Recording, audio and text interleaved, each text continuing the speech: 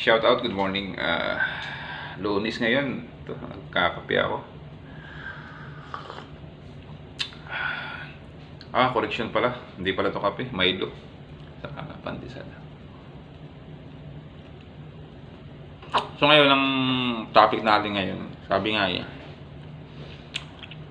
pagbulok ng sistema, kailangan baguhin na. Hindi yung uulit-ulitin mo pa. Sabi nga nung mentor ko dati, hindi ko makalimutan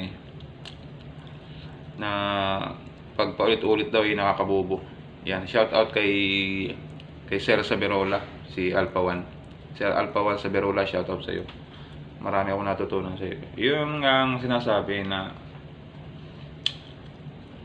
pag ang sistema ay bulok na, itapon na, basura na yun .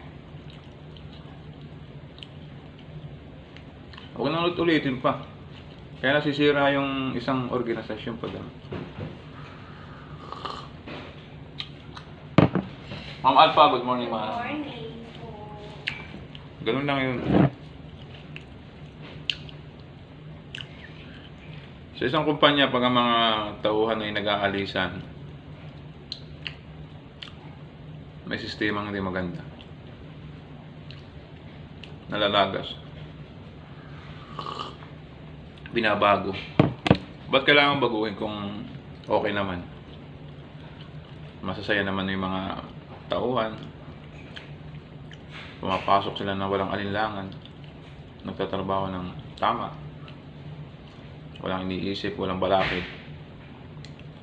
Ganun sana, hindi yung babaguhin mo yung sistema ng isang kumpanya tapos masisira naman. Sayang naman, sayang. Napanood ko lang to . So maganda naman, parang may doon ako napulot na aral. Maganda yung napanood kong ito, yung isang vlogger din . Maganda yung kanya. Ngayon, sinishare ko lang din. Maganda . Kung ang isang kumpanya o ang isang establishment ay maganda na yung pamamalakad, huwag mo nang baguhin. Lalo lang mabubulok lalo lang masisira. Walang pinagkaiba sa pandesal yan . Kung ang timpla mo ay masarap yung timpla mo sa pandesal, mabenta, huwag mo nang baguhin. Kung gusto mo, halimbawa, i-suggest mo, may itong kang kagaya nito, halimbawa ito ay cheese. O kung gusto mo naman, gawin mong butter.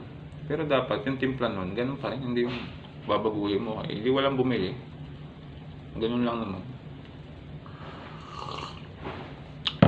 So yun lang yung topic. Maraming salamat sa inyo.